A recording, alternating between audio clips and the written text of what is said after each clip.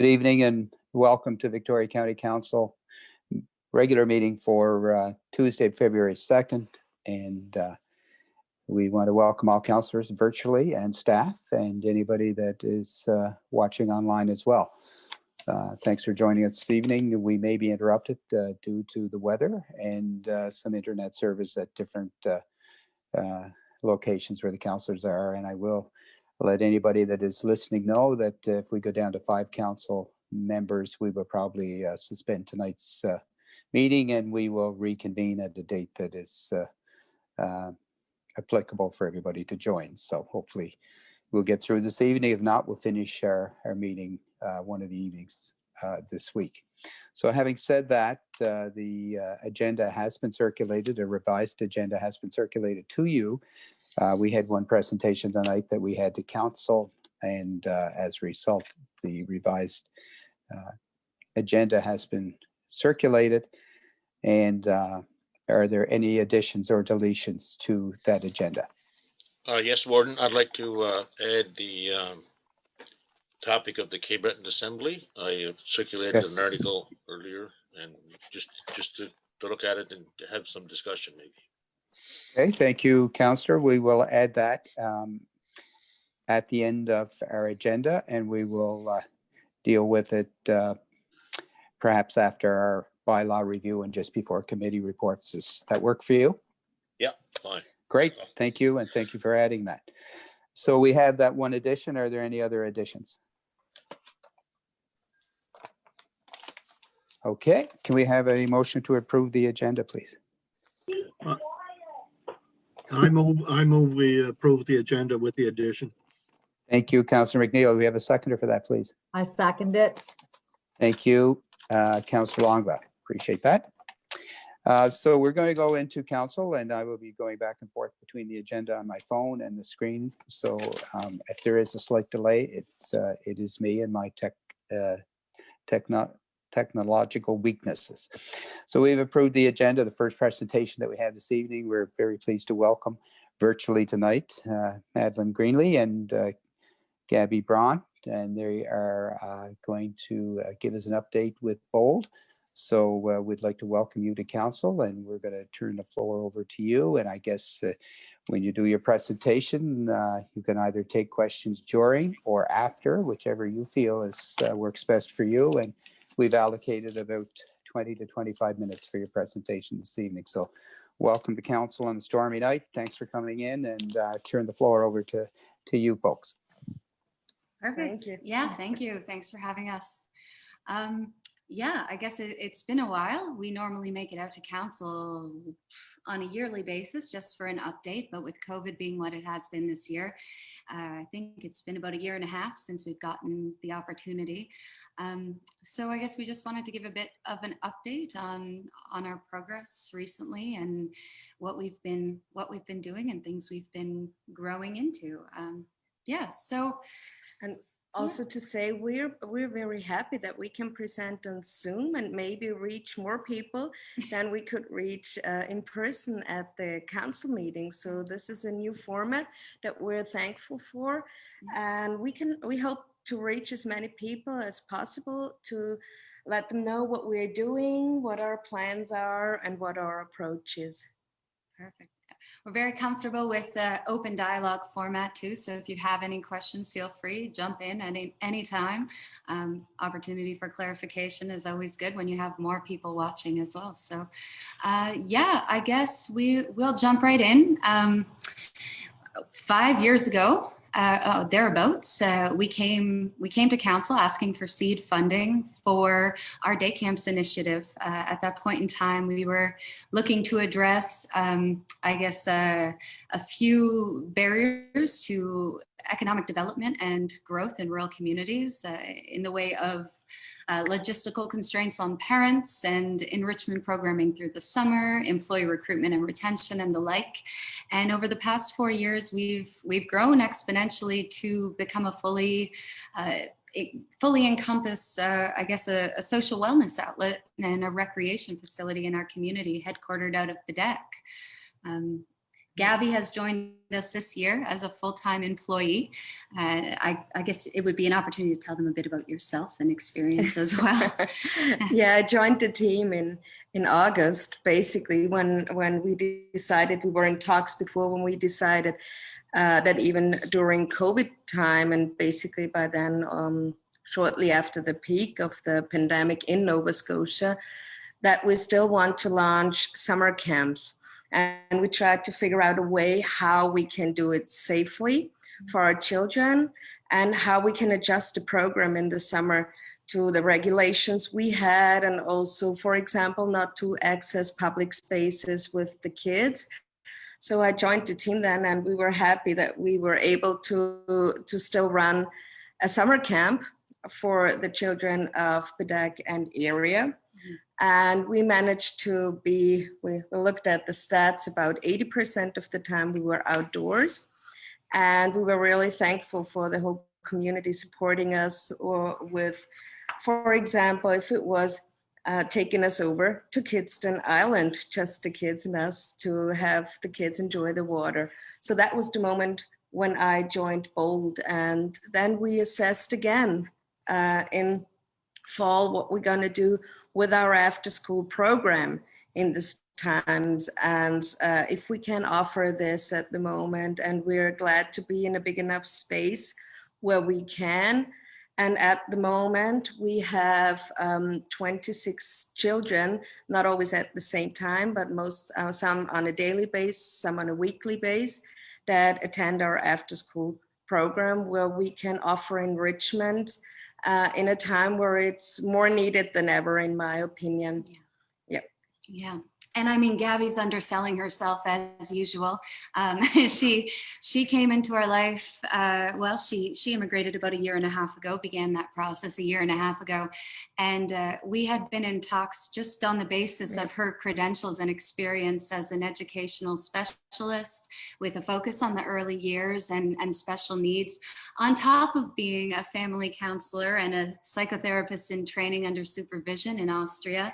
So, you know, when we began that conversation, she was moving back, and we were 2 weeks into a last minute summer camp launch when she showed up on the doorstep and said, I'm staying, and I'm excited to look at working with you, and let's see how we can grow this together. So it was, you know, a big turn of events. We weren't prepared to, I mean, really grow in the way that we have over the last few months. And I would say without Gabby's experience and credentials and background, we wouldn't have had the opportunity to pursue the external support programming and these new avenues that align with our original growth plan that was presented to council back in 2017. So we're making big strides, and we say we're growing bolder every day.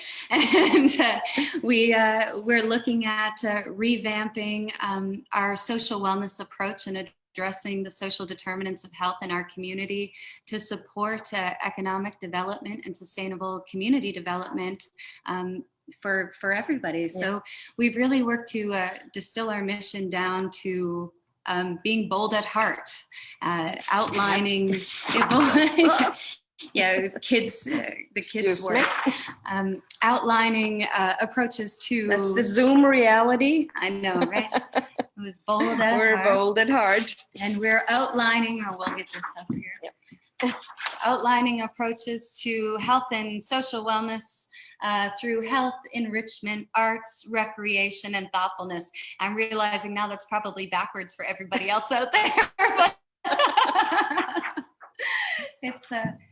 it's an opportunity to address, what it means to be at the heart of our community, and what matters we take to heart, as well as our bold approaches to those social wellness initiatives, which include everything from recreation and wellness resources to economic inclusion and breaking the poverty cycle, intergenerational and age-friendly programming, adult education and literacy, mental health and wellness, and cultural diversity University, I mean, we're working to really integrate community programming on all levels that bridges that gap, I guess, between infant and elder.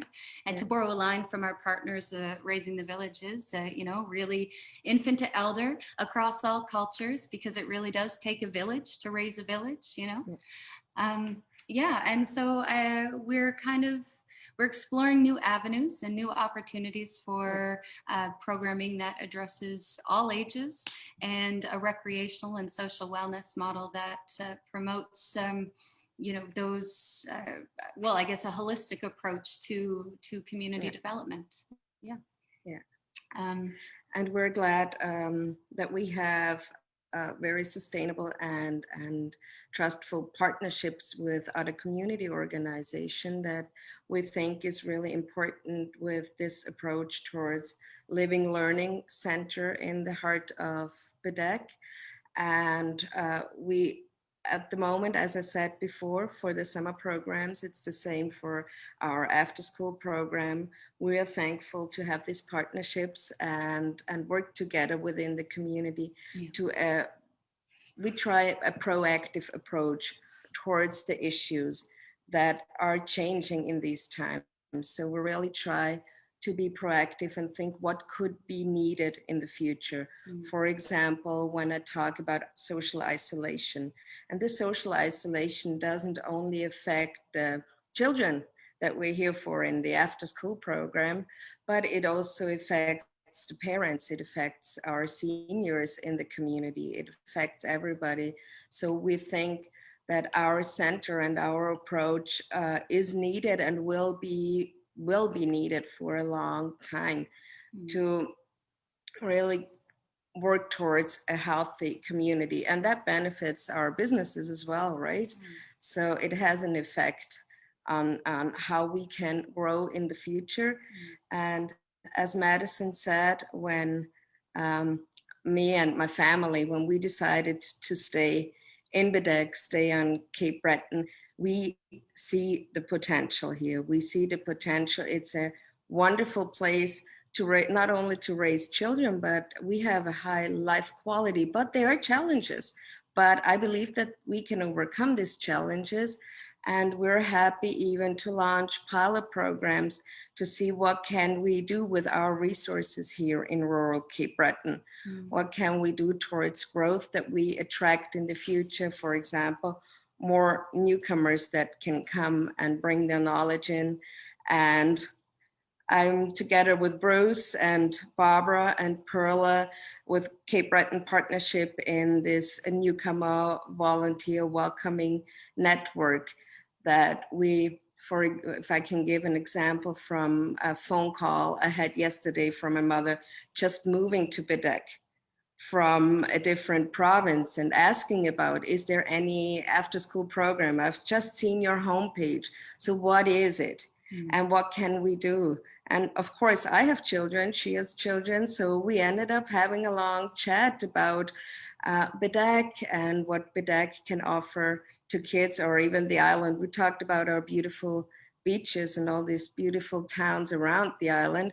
So that, for me, is one of the examples how we can help families feel a sense of belonging and inclusion right from the start. And I think this is what is needed here. And working together with people who have been here for generations is our approach. So at the end, we all can contribute to this, to a healthy community. And it's funny because I think you almost said it there. This social services and social innovation, it's something that isn't independently sustainable when approached piecemeal. Outside of our day camp model, which is self-sustained, everything that we're looking to do or try to do or looking towards innovating is, it's exploratory, and there are opportunities to address these barriers to growth in rural communities. But without the synergy between all of the different programs, without cost sharing across all of our different social programs, and creating, that opportunity, whether it's the labor force or the material base or, even the overhead that we have in our facility here, we wouldn't have the opportunity to try and play and respond as well as be proactive in the development of these programs if we weren't cost sharing across all of these social services. So we are very fortunate to have not only a board with an experiential knowledge base, but a strong full-time year-round employee who brings a lot of relevant experience to the equation, and the 5 years that we've had to, grow the model and prove that, working across all of these platforms creates that long-term sustainability that you need to be able to plan towards future growth. So, we're very grateful at this point in time. Without the original seed funding from the municipality to the day camps program, we never would have had the success that we did to even get into a facility to embody a comprehensive year-round service that addressed social wellness on all these different levels. And we're asked all the time, based on our foundational services being youth-oriented and program-oriented, well, what are you? It seems you want to be all things to all people. And I'm like, well, yes, actually, that's kind of exactly what we hope to be. We hope to serve our community at all levels, all ages, and we hope to create programming that enriches everybody's lives. Because whether you look at the children, 2, 4, 8 years old, they're not independent from their greater family. Yeah. And those family members don't operate independently from the businesses that employ them and the economic viability of our communities. So, when you're serving and meeting the needs via support structures for young children, you're also addressing social wellness for, economic inclusion for parents and employee recruitment and retention for employers. So we do really take a holistic approach when it comes to the creation of our programs. And that's a word that's thrown around a lot in the social services sector, holistic, and I don't think a lot of people have a real appreciation or understanding of what that word means, but trying to create something comprehensive that is like a rock in a pool that creates a ripple that affects greater change. Think globally and act locally. And we try to break it down to programs, to think about what exactly is needed. Of course, parts is also that we have to have an eye on also what can be funded as a starter funding. Of course, that is essential for what we offer, because we still want to operate on costs that people can afford. Yes. And in best place for no costs. But this should be something that is not excluding people because they can't afford it. So this is our approach. So we try with our programs and the programs that we plan for the future to really include everybody who wants to participate and take part. Yeah. Yes, Bruce? No, I'm just... You're always welcome to ask Jump any in questions. anytime. Raise your hand. No, I was just unmuting my mic, so I know that some of the counselors will have questions. So I was just I think maybe the best process is to ask them, to ask you directly if that's okay. But I didn't know if you were going to add any further comments before we opened it to questions or not. No, I think at this point in time we can say, we have increased our revenue streams despite the limitations of COVID being capped at 10 or 33% of our operations in our summer programming and 50% of our operations through the winter. Wow. We've still increased our revenue streams such that we don't qualify for any of the federal funding for COVID relief for businesses, which is great for us. But with that, with those increased revenue has come increased costs as well, especially relating to COVID, cleaning and ensuring that the space avoids cross-contamination. So we've eliminated for the duration of the winter time anyway, a lot of our other recreational programming to just really create as much of a safe environment as possible for our kids. But yeah, I guess I will say off the go that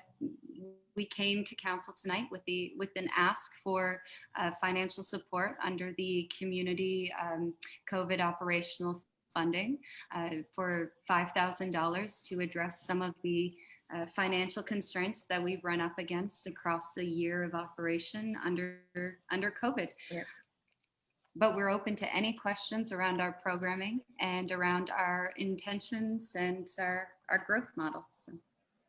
Oh, great, and excellent information and update that you provide us with.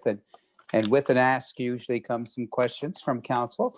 Okay. And just because we are in a virtual setting tonight, I think what we'll do is I can't see everybody, and I will probably just go from district to district. Some councillors may have a question or a comment, some may not. So it's not lack of interest. It may have already been asked, or they're satisfied with the information that you provided. So having said that, I would like to go to sorry.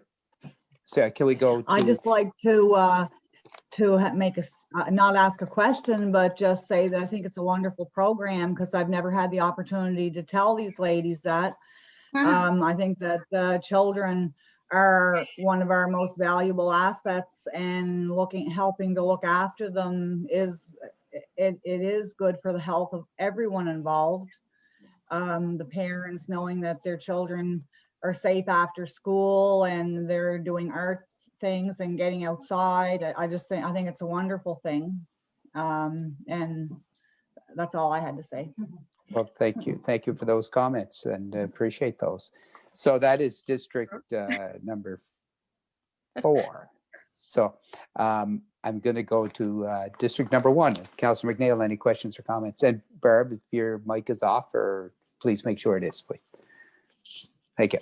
No, thank you, Warden, and thank you, Madison and Gabby. No real questions, more comments. It's great to see the success of the project, and especially at this time with COVID. I think it's important not only for the physical well-being, but the mental well-being of the children around. So I'm wondering, once COVID is over and these times change, hopefully in the future, would you be looking to launch a pilot program outside of BDEC? Yeah, we've talked a lot about outreach programming, and that might be sooner than later, so long as we can do it, in collaboration with existing organizations along the trail and all extending up to the North Shore there. We certainly don't want to create a competitive environment, but one that is co-competitive and collaborative. So we want to do that mindfully of what exists, and we want to, heck, even within the context of COVID, as long as we're looking at outdoor recreational models, it's still something we could achieve within the year. So, and also to add, like, we're in constant talks with Raising the Villages, with your former counseling colleague Jim Mustard.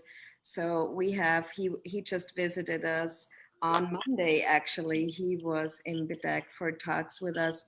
So we worked together for the western part of Cape Breton and including Victoria County, to see what we can do and how we can support, either with our knowledge, our experience will be a possibility, or even launch a program somewhere in outreach in Victoria County. So we feel very supported by Raising the Villages concerning these questions too. Yeah, it's absolutely a possibility. Don't forget the central part of Cape Breton either. So. No, we won't. Yeah, I when I moved here 10 years ago, my partner and myself met working up the Cabot Trail, more towards where Barb is there. And I think one of the first things I bought when we were living up there towards Indian Brook and Wreck Cove, Skirdu area, was one of her hats. So I feel very much like, yeah, right. I feel very much like that for me when I think of Cape Breton and being home at heart. That side of the island is where I am always called back to. And I hope one day to be able to expand, whether it's a wilderness camp even. We've had a lot of great ideas for that whole side of the trail, but nobody's overlooked as far as we're concerned. Thank you. We're going to move to district number 2 and Councillor McLeod. if she's with us, she's experiencing some trouble with her internet this evening because of the weather. Are you with us, Perla? She's there. She's on the phone. I believe she called back in. She is on mute, and I can't unmute her physically. Okay, well, what I will do is we heard from District 4, Barb. So I just want to go perhaps to the other districts, 5, 6, 7, and 8. So Councillor Patterson, anything from District 5, please, for Bold. Thank you, Warden. First of all, I'd like to say to Gabby, welcome to Cape Breton and Victoria County. The Warden and I go way back, and one of the things we've been wrestling with for years is our shrinking population. So it's good to see people like yourself moving here and setting up your families in this area. Madison, not to leave you out, because 10 years ago, I believe you came from Newfoundland, right? So that's the same type of issue. Anyway, congratulations on the work you're doing. I was a teacher for 35 years, and I saw many situations where children could use help and support wherever they could get it. So again, congratulations and keep up the good work. Thank you. Fraser, Thank you. I believe you worked with my dad on some projects with health and wellness there a few years ago. And I thank Yes. you for your advocacy for, basically Badek becoming an age-friendly community under the WHO designation. It's something that we've drawn on heavily in terms of funding programming, a socially inclusive model for seniors, and we hope to pursue that further in the future as well. Yeah. So, appreciate all the work that has come before us too, laying that foundation. Thank you very much, and thanks for those comments, Fraser. Very good. We're going to move on to District Number 6, Deputy Warden. Yes, thank you, Warden. No real questions. Just it's always great to have groups come back and show us that they've been successful and that the assistance of the municipality was a help. So it's great hearing that, and echo Councillor Patterson's words. Welcome to Victoria County and Cape Breton. It's great seeing some new faces, and all the best in the future. And anything we do to support, I'm sure we'll be there. Thank you very much. Thank you. And I think perhaps Councillor McLeod is back. Perla, are you with us? Maybe not. Do you hear me? Yes, we're good. Yeah, you're live now. So if you have a question or Okay. comment for the Thank ladies. you. Okay, thank you, Paul, for the presentation and the update. I have just a question. Can you tell us what programs you have right now, and if you can say what kind of future programs in short term you have right now, and if you was talking about organizations, what kind of organizations they are partnership with you right now? All right. Yeah, happily.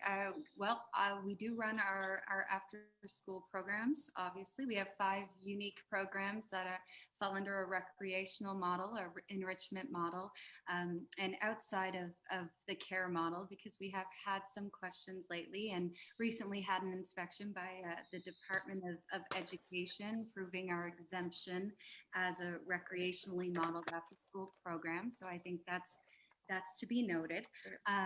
We also run our play groups. We run music programs. We host community jam sessions, and are already, based on pre-registration, almost full for our summer day camp. We'll be taking a wait list here very soon, given the COVID policy parameters. And lastly, although we're not able to speak to this we'll wait for our partners to speak to this in a greater way, but we have applied for funding to create continuity for adult day programming that spans from September through next June as well, and hopefully increases our capacity for seniors programming in the future. Now that is outside of the recreational programming that usually runs here. Based on the fact that we do have carpeted floors, we've kind of put a a stopgap on some of our recreational programming that could be a COVID concern, our yoga programs, our fitness programs, and such. But we do hope that when summer comes along, or when we address the flooring in the facility, we'll be able to revive a lot of those programs as well. So we're leading drumming programs. And if I can add also, the parenting through the Parenting pandemic yeah. group to support the parents, and we just applied for fundings for something that we call the Parents Lounge. That means an open door approach as far as we can do it now, but it should be one of the core models in the future for parents to come and just relax, as we can see with our parents that pick up their children from the after school program, just 5 minutes of just sit and breathe through and learn about the progress the kids made during the day can make a big difference on how they go home afterwards, right? So we want to encourage parents to use this space and come with maybe questions sometimes, or just share their experiences with other parents, so that they not just come to pick up or drop off their kids. So this is a program that runs now in a small capacity due to COVID, but we hope that we have the possibility to make this way bigger. And we are hopeful, although we're on a stormy night, that summer will come and we can use our beautiful space outside too, because we're fortunate to be very accessible. And we also are running we're running a space, an alternative classroom for parents who have chosen to homeschool during this last year with the pandemic precedent. We have 46 families who had registered to create a resource network and kind of work together to create a socially inclusive model as a community classroom. And as far as organizations go, this year we has seen us partner with a myriad of organizations for funding, but the Baddeck Public Library via CBRL. I'm a member of the Baddeck Public Library Society and a member of their visioning committee. We are working with the Baddeck Mental Health Group.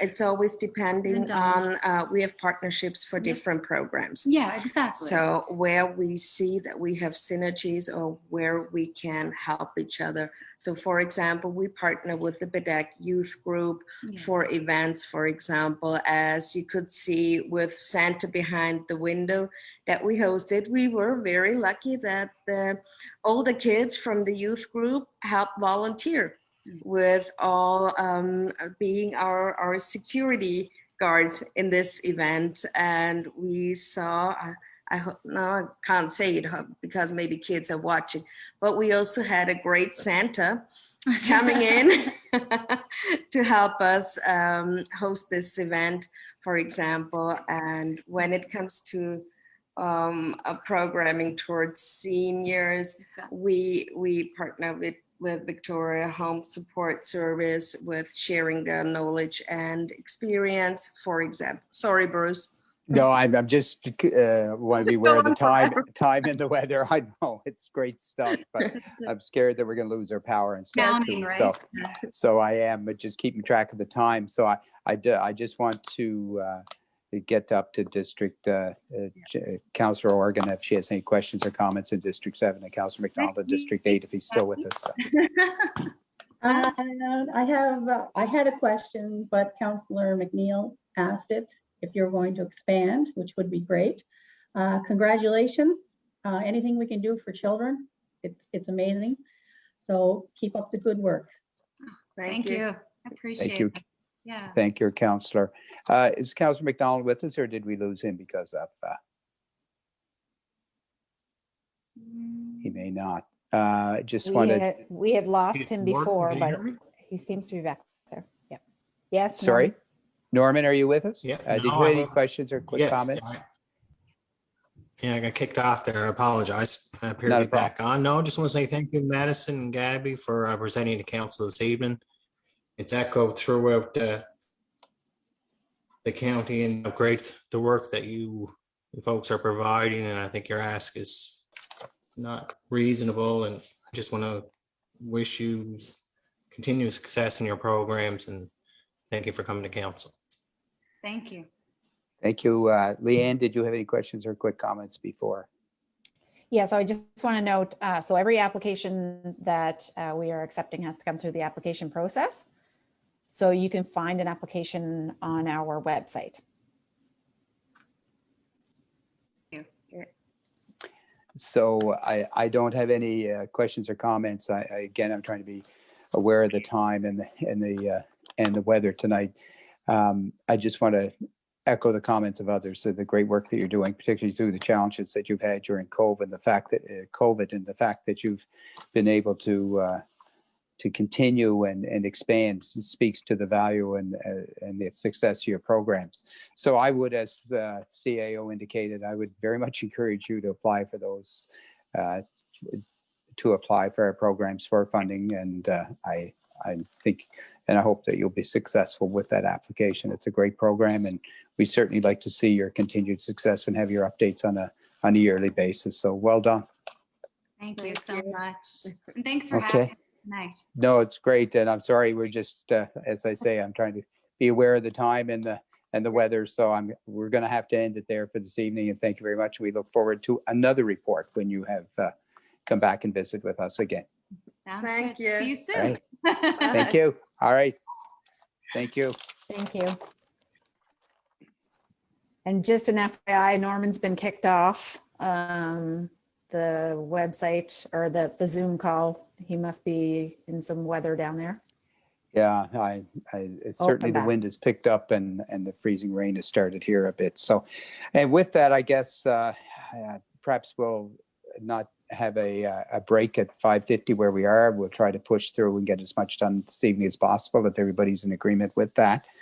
So with that, I do want to move on to the minutes of our past council meeting. They were circulated to you. Were there any errors or omissions in those minutes? If there were none, I would like to have a motion to approve the minutes as circulated. I make a motion that the minutes be approved as circulated. Thank you, Councillor Longva. Do we have a seconder, please? I'll second. Thank you, Councillor Organ. All in favor? Contrary minded, the motion is carried. The minutes are approved. Is there any old business coming out of those minutes? Then I'll refer to CAO, please. Yeah, just a couple of things. So we have been in touch with the Department of Justice, and we are now putting out a call for committee members for the Police Advisory Committee. We will need 2 residents, 2 councillors, and another resident that is appointed by the Department of Justice. So we will need 3 residents in total to be on this committee. But I did feel pretty good when I was talking to the Mr. Burchell at the Department of Justice, and he said, in the meantime, I told him about the RCMP coming and doing their presentations to us. They said what we're doing is basically the same as what the Police Advisory Committee should do. It's just not following the MGA. So we want to do that. We had a housing meeting earlier today, our first one, and are setting up next steps to see if we can get a handle on where we're at with housing. We have also done 2 age-friendly applications that have gone in for a tranche of funding. So we will see how those go. And again, we're still pushing to have the Voyant app downloaded for all our residents. It's good. We sent out a Voyant alert today about the upcoming storm for today. We'll send it out for water issues. We send it out for garbage collection. It's only for municipal services. And we are trying not to bother our residents too much, but only for things that are important or that affect their area. So we're really encouraging anyone to sign up for it. I also sent you in my report the rejection numbers for the last month. The first couple of weeks of January, we were up to 18 and 20 each week, but then the last couple of weeks, looking much better, 7 and 8. So that's where we're at sort of for old business. Thank you very much. Is there any questions or comments for the CAO in regards to business arising or old business from the minutes of the previous meeting? Thank you very much for that, Leanne. We're going to move on to new business, and that will be the CAO's report. And if you would take us through it, I can't see it as we speak, so I'll leave it up to you to take us through it. Thanks. Yep. So had department head meetings. So I want to check in or give you a little update on the different areas. So in senior safety, I had a call with a member of the federal government related to the New Horizons project that we have on the go. They were just checking in to see if we were on track or where we were at related to that. That's the Seniors Without Walls project that we have ongoing, and we seem to be on track for that coming to an end at the end of, or sorry, middle of March. One thing that our senior safety officers is finding out more and more is that the more we're trying to get seniors online, they still like to be offline the majority of the time. So newsletters that we send out are really making a difference in seniors' lives. So we're not putting a stop to the seniors newsletter that we're putting out anytime soon. In our tourism department, so that's Dan, who's also our jack of all trades, our IT or Zoom guy as of right now.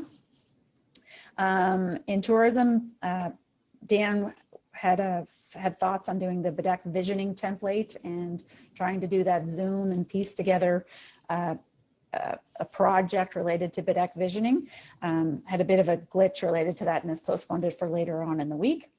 He's also talked to 4 or 5 of you counselors so far related to the placemaking project and ideas around that. And he said he's heard some great feedback.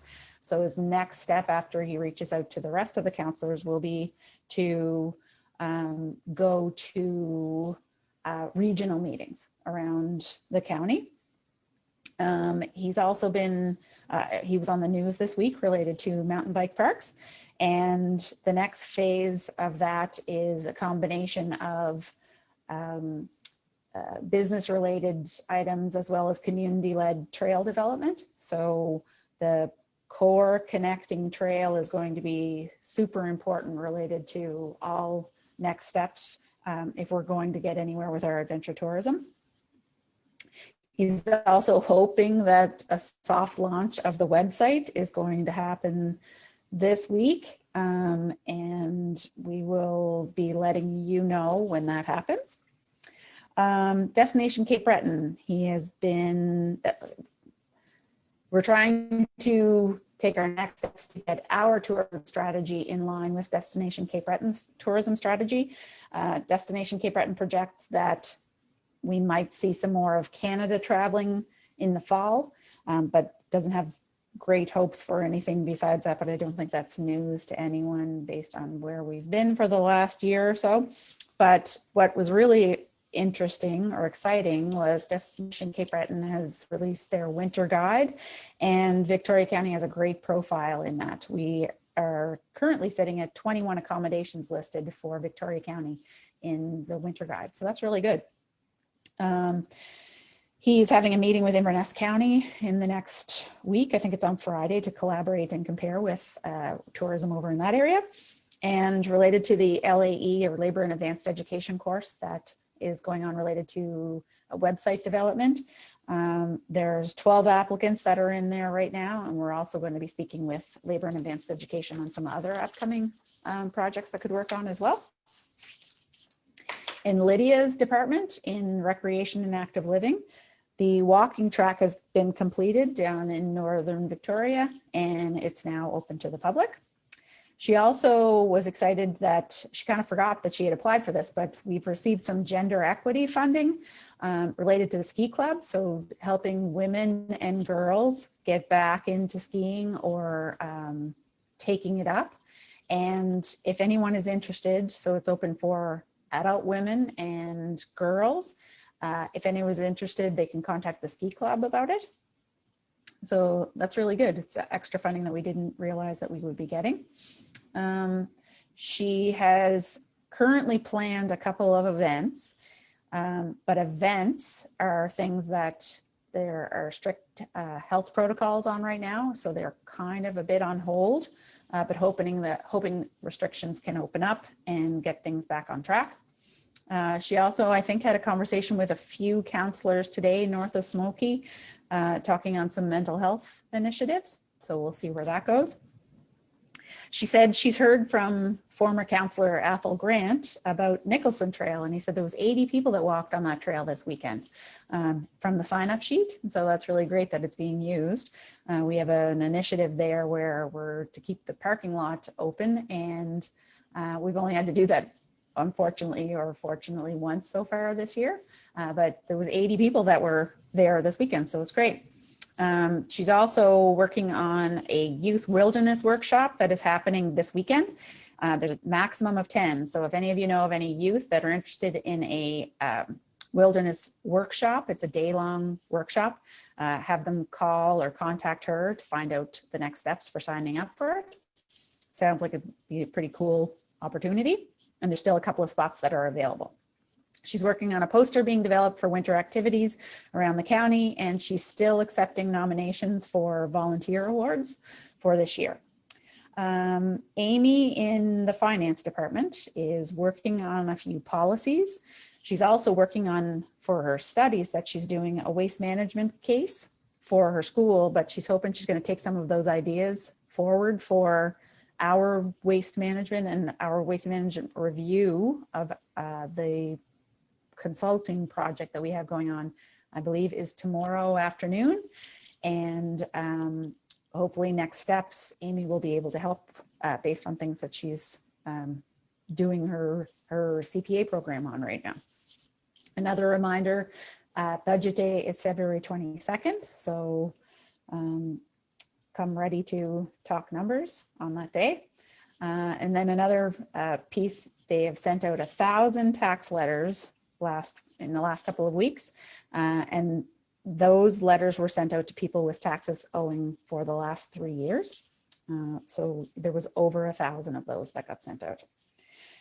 In our Public Works Department, GHD, which is the consultant that we had working on a waste management review, they have their final report.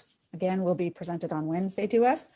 The list is out right now for Bedeck Bottle Depot Draw, which is where residents can come and if they want to just drop off their bottles for a donation, there's a monthly recipient that has been picked for Bedeck. The one is also happening for New Haven this week, and that list will be out hopefully by the end of the week related to those down there. Public Works is also collaborating around an island project, which is a recollect program. I don't have all the details, but it is more of a reuse recycle program. So we should have some information on that in the coming months as well, or weeks related to that. We're also involved in a project with, I think it's 5 other municipalities on an energy efficiency project. So we've hired an energy consultant through Efficiency Nova Scotia. And we're hoping that we are going to get hours out of this where an energy or an efficiency manager is going to come around and give us some ideas on our infrastructure, on ways to save energy and be more efficient with the energy that we're using. So we're hoping that that's going to be happening in the next, I think next month or so, that her name is Ainsley and she's going to be coming around. Also, if anyone has been down to the courthouse, we've been working on the wheelchair accessible ramp on the outside of the building. It's looking like a fabulous piece of work out there. And so our building is still inaccessible at the point, but we're close to getting it completed. And we will have a new power door on the side of the building. Also should be early March that the door is going in there. Patrick, related to economic development, he's received 68 inquiries so far related to the mountain bike park development. There has been 4 business plans, 8 additional businesses asking about it, and 68 inquiries so far. He's also been talking with 3 other businesses outside of mountain bike related to adventure tourism. So that's really exciting from a news article that's happened related to mountain bike and from our action plan that we had delivered.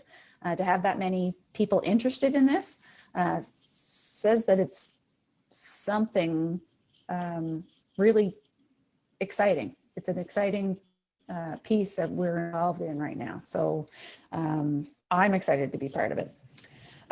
He's also still taking names or people for tie-ins training. So if any businesses are interested in having training, customer service training for their staff members, they can contact Cape Breton Partnership to sign up for Tourism Nova Scotia training. He's also involved right now in 3 different business reviews, one in District 1, Paul McNeil's area, one in Bruce's area, and one in Fraser's area. And he's talking with 3 investment opportunities, one in Paul's area, one in Bruce's area, and one in Norman's area. And then he's also working on 3 different businesses who are looking to expand, so looking for funding options for those. I have also just a couple of other things. We've received a draft tourism strategy from Destination Cape Breton, and we will be aligning our vision with theirs. We're having a discussion with Keith Bain this week on possibly a solution to cell phone or internet issues. I don't really know a whole lot of more details on that, but I've sent it out to the broadband committee. So that is on Thursday. And also, so we just had a housing meeting. Wondering, there was just a housing base or housing land list that has been sent out to you. Sorry. Wondering if you all can take a look at it for properties in your area. And we're hoping to get together and discuss the properties that we own. So we're not exactly sure where we're going to go with this. But we feel the first step is let's look at the properties we have. If they are something that we'd be willing to develop, or see if there is a developer who could use that land. But the first step we feel is taking the list that we have of municipally owned properties and seeing if there's something we can do with it. So we will be scheduling a meeting in the next couple of weeks related to that, where we could get together and discuss land that we have. And I think that's all except for sorry, a couple of motions that we're going to need related to a couple of projects. They are under the Municipal Innovation Program, and it is a funding stream that is available through the province that it was released last week. And it is for projects where you work with other municipalities. One of them is district planning, and the other one is related to an IT initiative for the Strait area. So I don't know, Warden, if you want me to read off these motions now, or I would like, if you want to wait. I would like you to read them off, and I'd like you to do them a separate motion for each one. Yep. So that if you read it off, and then I'll call for the motion. Okay. So the motion related to a municipal innovation program related to district planning. So this is for land use bylaw. So and that the municipalities and the counties of Inverness, Richmond, Victoria, and Antigonish, as well as the towns of Antigonish and Port Hawkesbury, are contributing partners in a district planning commission working together to support regional economic development through consistent regional planning. And given that the Municipal Innovation Program is intended to support such initiatives, it is moved that the municipality of the County of Victoria supports the application of our District Planning Commission for funding under the program and agrees to participate through the Planning Commission in this regional planning initiative in partnership with the Cape Breton Regional Municipality to hire on a term basis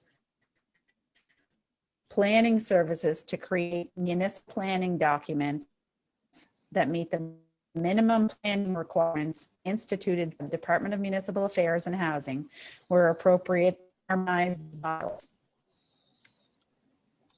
Hey, So Steph, I know that's really long. I'll send that. No, and thank you for that. And you were kind of breaking up a little bit here and there on it, but I just, before we go to the motion, does anybody have any questions for Leanne? No, it's Just one go ahead. question, Warden. Leanne, conversation I had this week regarding another issue we've been dealing with. The item of the trailer bylaw came up.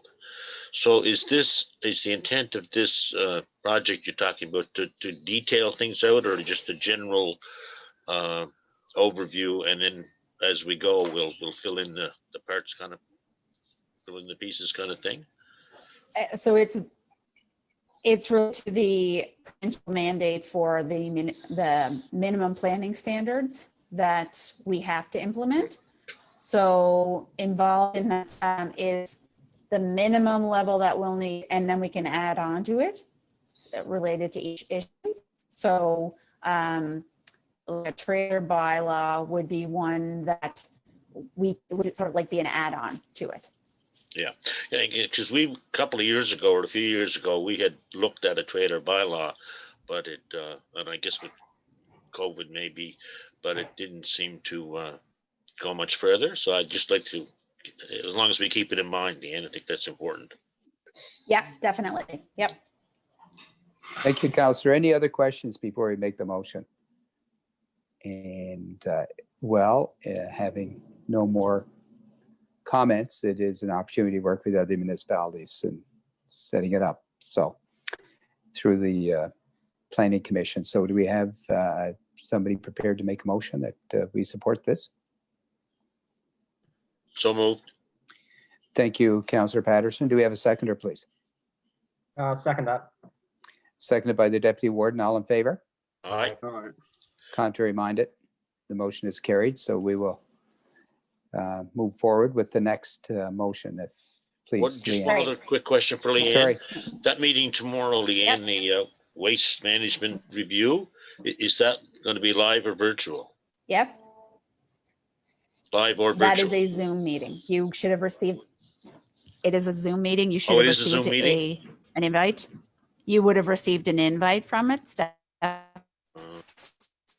I didn't see it, but it doesn't mean it's not there. Sent that out last week. Thank you. And the second motion is? Yeah, it's a Zoom session for that too. So Okay, so the second please. motion, Straight Area IT Initiative. Yep, this is for the Straight Area IT Initiative. So given that the municipality of the County of Antigonish, the town of Prairie, the municipality of St. Mary's, and the municipality of Victoria. You're breaking up, Leanne. I can't understand To it. consider the establishment of internal. Darn it, sorry. No, you're back It's now. really windy here right Yeah. now. So maybe I'll start again. Start again Okay. quickly. Yeah. So given that the municipality of the County of Antigonish, Town of Antigonish, municipality of the County of Inverness, Town of Hawkesbury, municipality of the District of St. Mary's, and municipality of the County of Victoria would like to consider the Municipal Information Technology Service and the Municipal Innovative Regional Initiatives, it is moved that the municipality of the County of Victoria supports the application for funding under this program to obtain advisory services to develop a formal 3-year startup plan that will facilitate final decision on participation by the partner municipalities.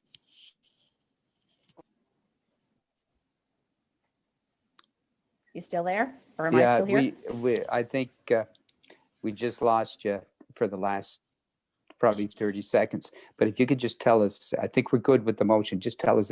So that's just Yeah. to It- apply to a program that gets funding to help us It improve is. our broadband. Yeah, no, to improve our IT within our IT. building. Yes. Sorry. It's for Okay. advisory services to develop a startup plan to work towards getting better IT within our building and within our municipality. Yeah, I think tonight's a good night to have that conversation. But, so Yeah. Make it's, that a motion. that's been moved by Councillor McNeil. Do we have a seconder for that, please? Second it. By Councillor Longval, in favor? Aye. Aye. Contrary And that's minded? all. Yeah, that's all. Motion carried. Thank you. That's all I Any have. questions? Thank you, and I'm sorry, and I know we're all experienced a little bit of interruptions here and there, so we'll try to push forward with our agenda this evening. So thank you for those two motions. They have been supported. We are good with those. We're going to move on to taxation update. There was no other new business that you had, Leanne, that you wanted to bring up? No, that was it. Okay, thank you. Do you have a taxation update this evening, please? I do, yes. So as of today, February 2nd, our total outstanding is 1.33 million, which is 101,000 lower than last year's total at this time, which was 1.4 million. Current outstanding included in that number is 751,000, which is 142,000 lower than last year's. And also arrears outstanding is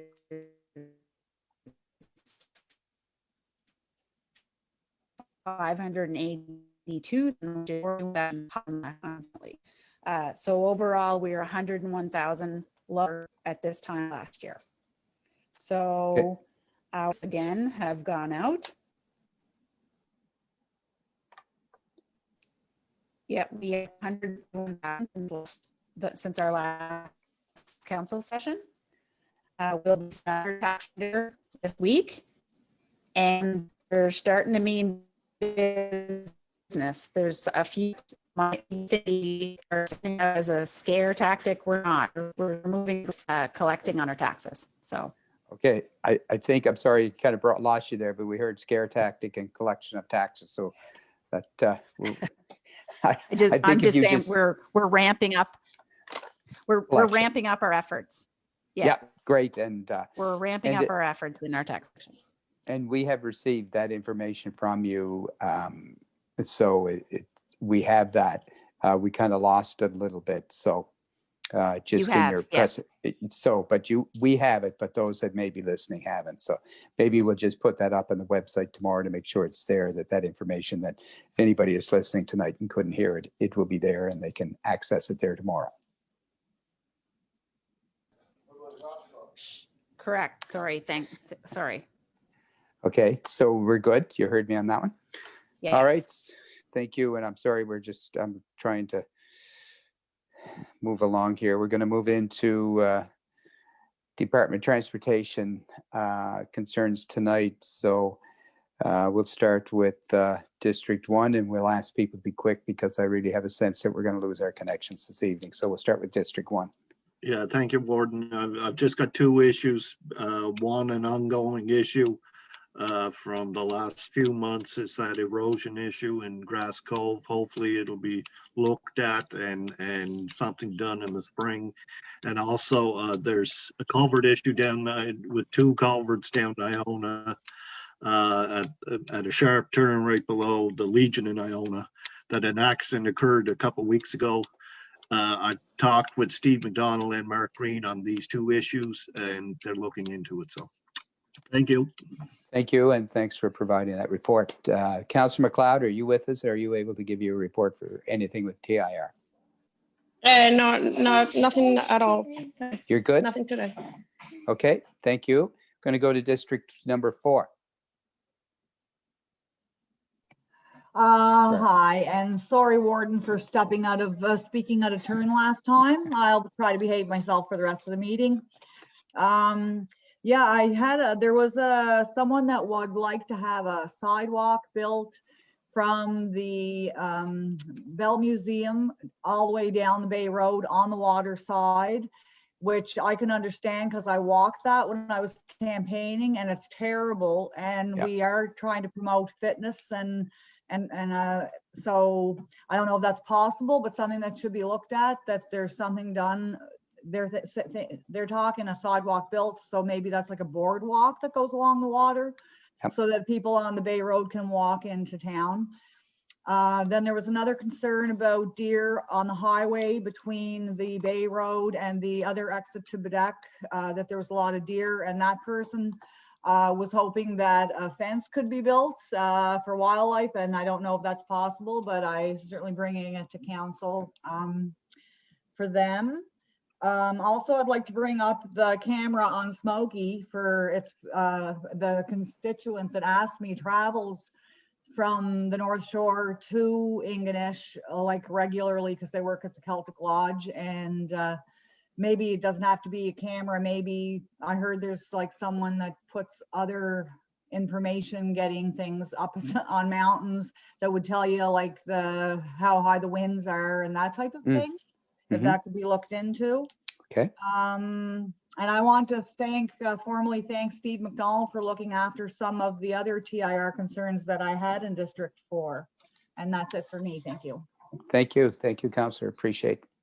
We're going to go to district number 5. Councillor Patterson, anything for TIR? Yes, thank you, Warden. Just one quick item. I think it was last meeting or maybe the meeting before, I had mentioned the condition of the Upper Kemphead Road, the gravel part. A big yellow grader arrived, I believe, one day last week and did some work on it. There's more to the story, but I won't reveal it here. Be disclosed at a different time and location. So thank you. Thank you, Councillor. District number 6, Deputy Warden. Yes, good evening, morning. No, we're all good here with TIR. We're good tonight. Okay, thank you very much. District number 7, Councillor Organ. TIR, just the concerns I brought up before. Some of them haven't been done, and I'll send a list to Stephanie within the next couple of days with those, and that's it for this evening. Thank you very much. Appreciate that. District number 8. Yes, thank you, Warden. Nothing from District 8, just the recurring issues that have been listed and sent to Stephanie there. Right. Thank you. I don't have any for District 3, but we will, I think, be setting up a meeting with Steve McDonald. The request will be going over the next week or so, and we'll revisit some of the items that and get an explanation of the status of some of the requests that we made that we haven't heard back on or haven't been acted on. So that is in the plans. Thank you for that. We're going to move on to, are there any formal motions tonight? Notice of motions. Okay. Then we're going to move on to district concerns. So we'll start at the top of the island, and we'll start with district number 8, please, Mr. McDonald. Yes, I think Councillor Long had a question there just before we start. Oh, sorry. Well, about the motion, I do have a motion that I'd like to make, but I don't know if I'm allowed. Well, you are, but you can make it in your, probably under your district concerns. Okay. We'll come back to you in district number 4. Perfect. We'll go back to district number 8, please.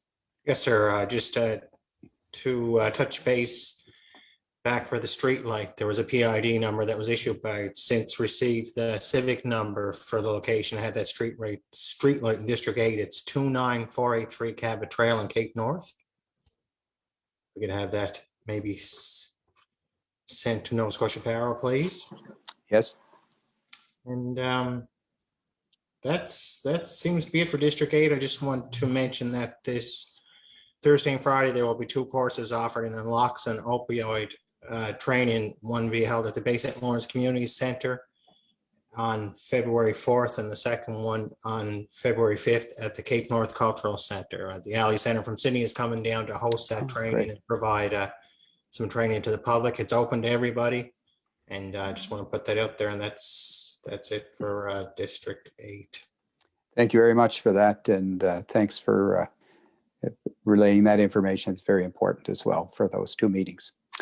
District number 7, Councillor Organ. I had 2 concerns with the water department, and I contacted Leanne. And I know one of them has been rectified, and the other one, I seen work trucks at the bottom of Ocean View Drive today, so hopefully that'll be rectified too. And that's all I have for this week. Thank you very much. Appreciate that. It's good to hear that the crew is on site. So We have great water crew. great. Deputy Warden. Thanks, Warden. No, nothing right now in District 6. I just want to maybe do a little shout out to an organization in Norman's territory. Had a chance today to speak to one of the gentlemen working as a volunteer down there with North Highlands Nordic. Hearing amazing good stories coming out of there, and I just want to pass on, I guess, my congratulations to all the hardworking volunteers down there and the work they're doing. It's great to see, and it'll be a big asset to Victoria County with Ski Gay Smoky and everybody getting together with adventure tourism. So things are going well. Let's keep it moving. And that's it. Very well said. Thank you very much. Now we'll go to District number 4, Councillor Longva, and if you have a motion or other items, it's up to you. Yeah, it's regarding how the public gets information. And I did bring this up like in emails we were tossing back and forth, but I feel that any thing that's as important as bylaws, considering we hardly make any, or any other public, like when it's a public meeting, that maybe a flyer should be sent out in the mail that reaches every mailbox. And that way we know that every person is reached, because by putting it in the Cape Breton Post, and I don't know what that cost is, it's probably expensive, I would think, but like most people around here don't get the Cape Breton Post, but if you put it right in their mailbox, then they would. And I think that the seniors newsletter that's going out now is a fantastic thing, and I know they're all looking forward to that. That was the thing I wanted to make a motion on. If I could make a motion that I could make a motion that in the future, any public meetings for Victoria County are put on a flyer that is put in every mailbox in Victoria County, so that all of the public knows about it. So just so everyone knows, to mail and print newsletters is $1,100. So if we're doing that for every meeting that we're having, you're into very costly expense. So just before you make that motion, it might be something, there may be better ways to deal with it than. Okay, so I'm just with that. Maybe what we'll do, instead of making it for any, maybe what we could do, Councillor Longva, is refer it to CAO and communications persons to review what items may be considered to be mailed out as opposed, due to importance, as opposed to just a catch-all any public hearings. Would that work for you, or? I'm curious how much it costs for something to be in the Cape Breton Post for one day. $300, and we are required under the MGA to do it in the newspaper. And I also see that Jackie Organ had something to say. I was just going to say, Barb, that I'm sure, and Leanne said it, that it is supposed to be posted in the newspaper for all those things, even if we'd sent out a flyer. I'm quite sure. Is that correct, Leanne? That is correct, but I will refer everyone to our website. So our response is going to be, please refer to our website for information that anyone is looking for. just Yeah, like to so I throw my just- two. Mhm. Go ahead, Okay, Barb. sorry, we got a couple conversation. I'm gonna go back to Barb and then to you, Fraser, if I could. Okay. Barb, sorry, go ahead. No, I was just gonna say for any bylaws, because it's very seldom that one is made, that I feel Okay. everyone should have gotten something in the Yep. mailbox. And also, like if there's a visioning thing for Victoria County, Yep. also something, I mean, big issues. I don't mean like every meeting Okay. that we're having, but like the major Yep. decisions where we're calling on public, I think it should be sent out.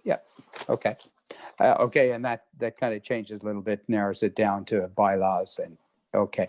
So I just want to go back to Councillor Patterson for a moment. Thank you. I agree with the sentiment of Barb's concern, and I've had the same thing happen. But I guess we have to realize that the media situation is changing as we speak. And I know, Leanne, we have to put it in paper, and the only paper that we use is the Cape Breton Post, but their readership is heading towards 0 too. So again, I would go back to what the warden said. Maybe we should have yourself, the communications officer, whatever, kind of review how we do things, and if there's ways to improve it at, whatever cost it might cost. You're always going to get people who say, I didn't know about it. So, but I think we may be able to improve it because, like I say, things are changing so fast. So- And I agree. Sorry, go ahead. I agree that things are changing, but things are also changing where we're making everything available. So we put it on our website. We put it in the paper. Sometimes it has to be on the residents. And if you as counselors feel that your residents are not getting reached, then possibly the onus is on the counselor in that area to get the information out as well. Okay, so we're at a bit of an impasse here. So maybe what I would suggest, rather than a motion this evening, Councillor Longba, is that we just follow up with this conversation, just in light of what Councillor Patterson said as well. I do agree with you. Not everybody has access to internet. Not everybody has email. Maybe there are just certain things, such as bylaws, as you indicated, that should go as a mass mail out. But maybe we should have that conversation with the communications and the CAO, and then we'll refine it and bring it back to council for a motion with perhaps some wording changes on it. Would that work?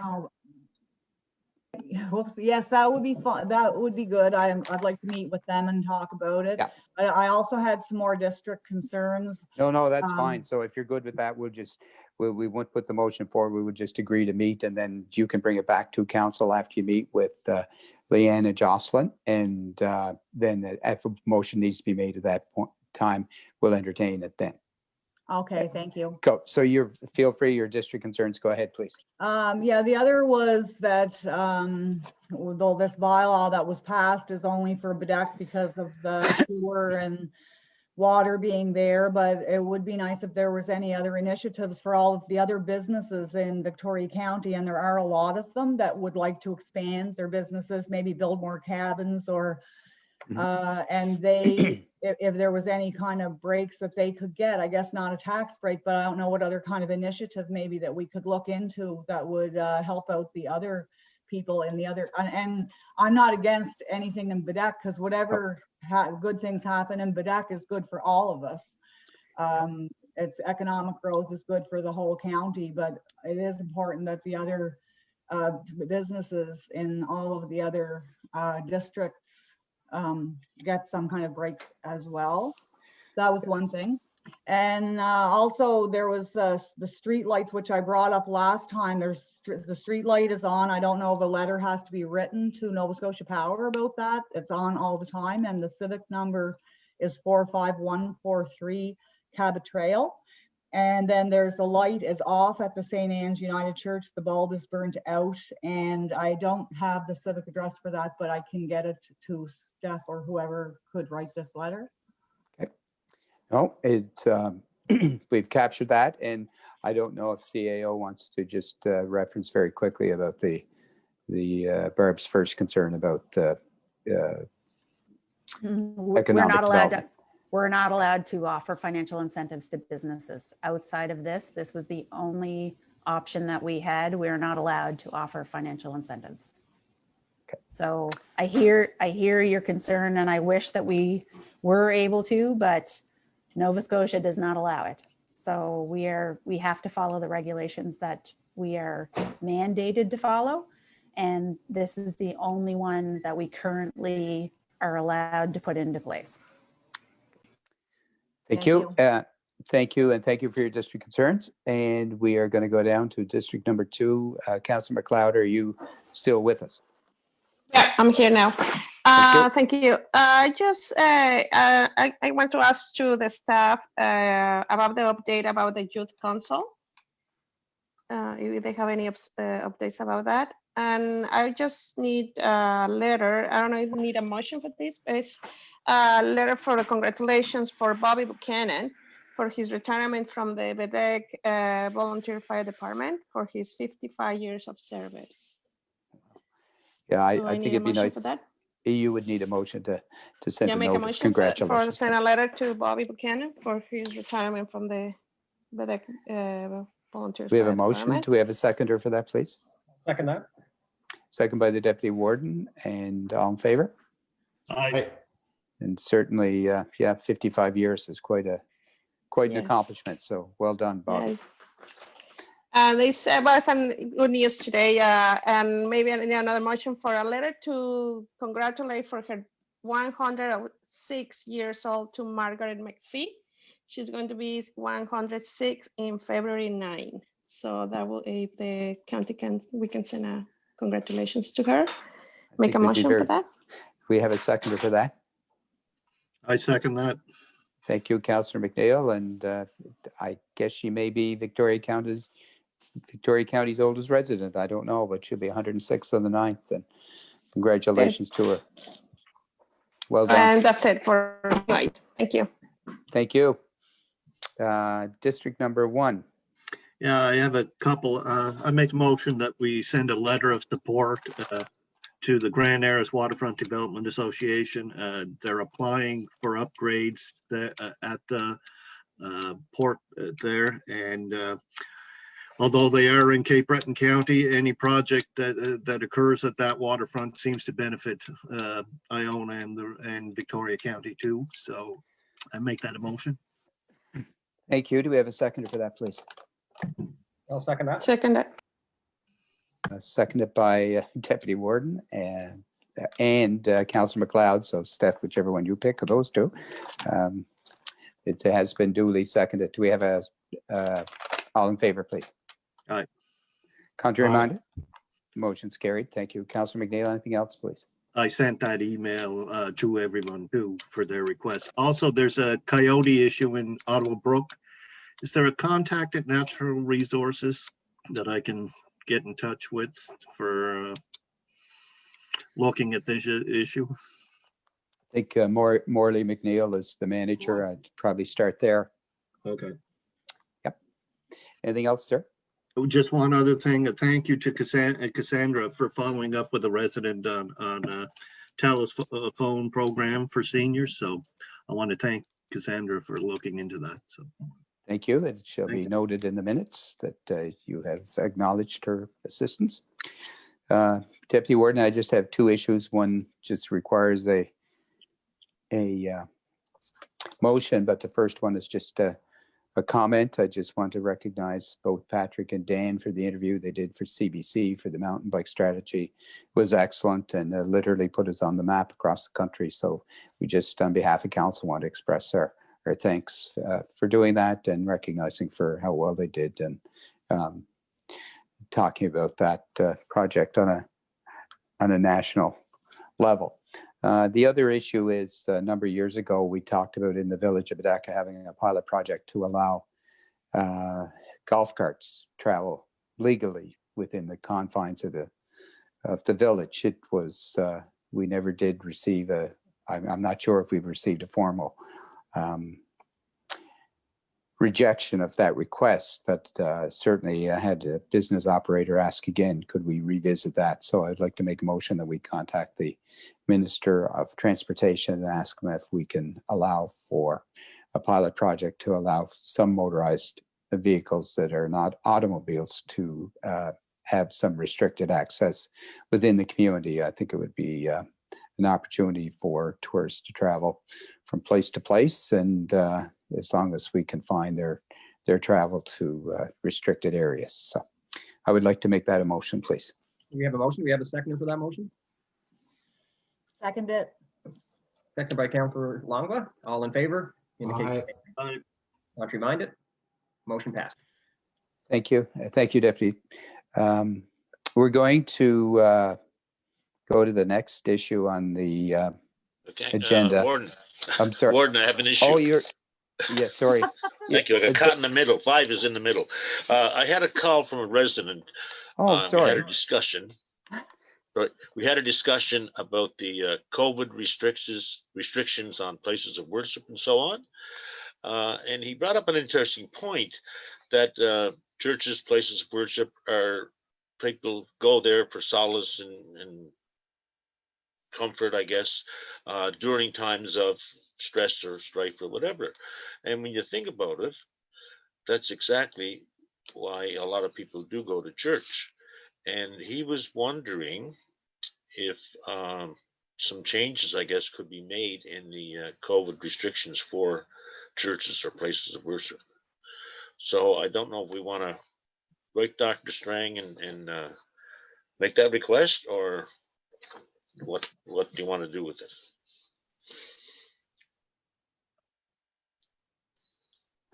I guess I'm trying to. What exactly is the individual looking for? What's your thoughts? well, about and that's- what message? I think he's like I said, he sees the restrictions as, I guess, limiting people that can go to church or whatever, and maybe Right. wanting more people being able to attend. Oh, I guess what I would say to that, Councillor, is that we've made a point of following protocol from the Premier and Dr. Strang, and I couldn't see us wavering from that, to be quite honest. And if I understand it, then Warden, their churches are limited to a certain number based on social distancing and wearing a mask and so on. And how big the building is and the seating. Yes, exactly, Yeah, how big yeah. the building They have to. It's my understanding they have to meet a protocol, have it approved, and that's what you're restricted to. Maybe I'll check back with them and just see. We didn't get into discussion about the specifics of what he's talking about. Yeah. But it was interesting. The interesting part to me was when he mentioned that, places of worship are where people go when they need comfort and solace and so on. So anyway, we'll just have it in the minutes anyway. I won't make a You brought motion it right now, but Okay. follow up on it later. All Thank right. you. And if there is, certainly follow up with Leanne and Yeah. with the concerns that they may have. And my apologies for skipping District 5. It wasn't intentional. I had Okay. one more thing, sorry. Yeah. Okay. We're back to District Um, 4 for a moment.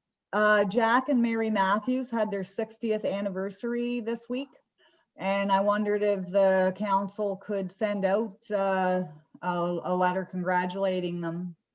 They live in Wreck Cove, and I can send the address along to Steph. We That's have awesome. certificates that we use to acknowledge certain milestones, so we can certainly send a certificate, or I don't know if you want to deliver it, either one, but they can be signed and sent, whichever you wish. Oh, I'd be happy to deliver it in person. If Okay. somebody makes it up, I can pick it up. We'll get it ready here, and we'll have it signed, and we'll send it to you, and you can deliver it. Thank you. Following protocol for COVID, of course. Of course. Okay, very good. So we are going to go to bylaws, and we did have a bylaw public hearing tonight, so I'm going to turn that over to the CAO for comment. I think. Yeah, If you're with us, I'm not sure. If I'm with Yeah. you, yeah. So we had a public hearing for our commercial, just let me get the wording correct on this one. Our commercial development district improvement bylaw this evening.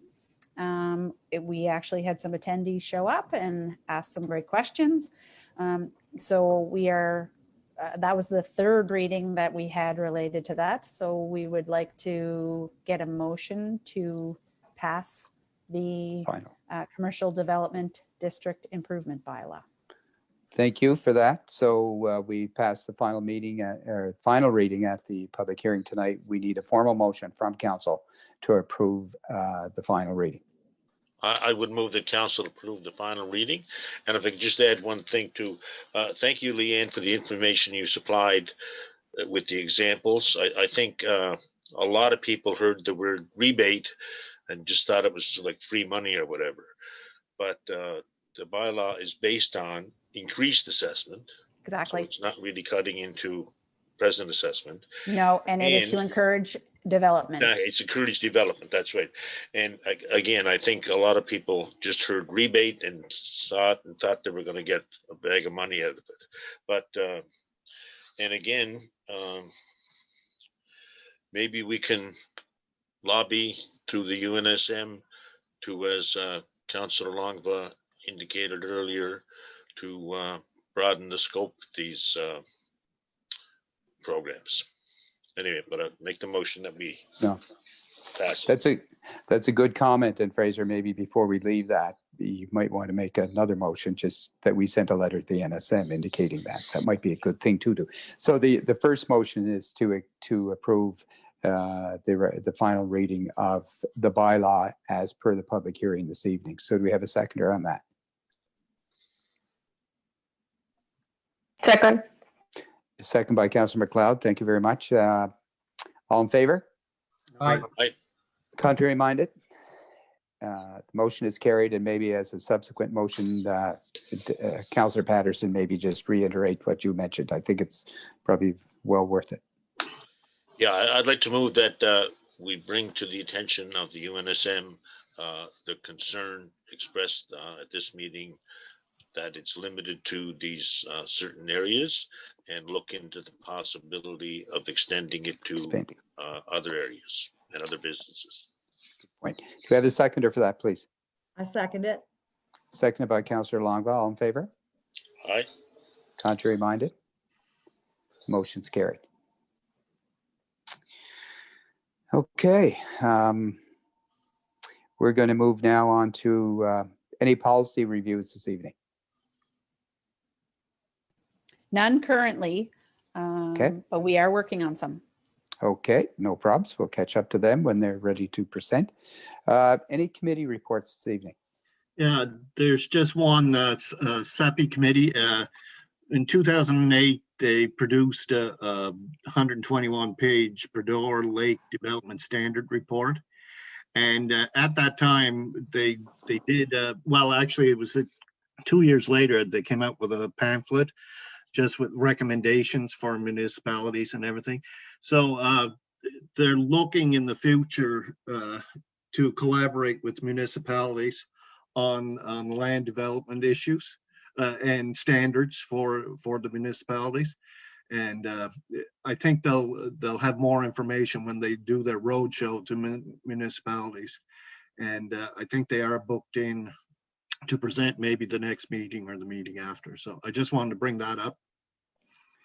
Okay, and we would be open to meet. We have said we'd be open to meeting with them so they can schedule with us when time is appropriate. Very good. Any other committees that anyone wishes to comment on? Yeah, just one there, Warden. The Housing Committee did meet this afternoon, as Leanne mentioned, and she did mention also that Amy has sent out the information on the properties that we own, and if all councillors have a look at that. Also, the housing study was presented. Everyone should have a copy of it. If they could look in and especially take out the section for Victoria County and look at the needs in your community. If you come up with, if it's, I guess you would say affordable housing versus short-term housing, whatever, but let's have a look at the needs and have a look at that study and some of the recommendations that have been put forth from other places across Canada will be greatly appreciated. And hopefully next week we'll set a date and we can sit and discuss it further. And that's it. Thank you. And for those that weren't at the meeting, Deputy Warden is the chair of the Housing Committee. So thank you for stepping up and taking that position, sir. So duly noted. Any other committees this evening before we? I have one, Warden. Yes. Okay, I sent to all council the correspondence about Victoria Transit. Just highlighting they're asking for a job post for a driver in the north side. So if you have or you know somebody they would like to be in the team, so please refer to Amber. She's asking some access for some files, so for the board, Victoria County. If you have any questions, just send me an email. And we sent a age-friendly grant on Monday for Victoria County Transit, so I hope so we can get it and we have more news for that. Very good. Thank you. Well done. Any other committees reports? Well, my lights are blinking here in Badek. So any correspondence this evening? I have nothing that I haven't sent out to all counselors at this point. Okay. Okay. Thank you. Our next meeting of council. Yeah, Warden, just before we leave Sorry? the Cape Breton Assembly, I'd just like to refer Oh, that to the sorry, next you meeting. brought that up. Yep. I You want to I defer? know we Okay. don't have time to really look into it tonight, but I'd like to refer to the next council meeting, just so it's in the minutes too. Yes, and I did add that to the agenda, and sorry, just overlooked that, and just with the lights blinking here, I thought we were going to go off anytime. So is there any other thing to come to council tonight? I just wanted to double check with Leanne on one other piece of correspondence that came in. I just sent her a quick text, but I don't think we have that this evening. Our next council meeting is for February 22nd. And we have a meeting tomorrow at, I believe, 3 o'clock. That will be Zoom. And I'm just seeing if, Leanne, did you get that quick text I sent you? I did, and I responded, I've received nothing. Okay, no problems. February 22nd is our next meeting. And here's your final chance. Is there any final questions or comments? Is there anything from Dan? Is there anybody that was joined us virtually outside of council that may have had a question or concern? No questions or concerns brought up, just a couple comments in general, but we'll get to them later. Thank you very much. Okay, so council, our next council meeting will be on February 22nd, and thank you very much for your time and patience this evening. I move we adjourn. Thank you very much. Enjoy the evening, such as it is.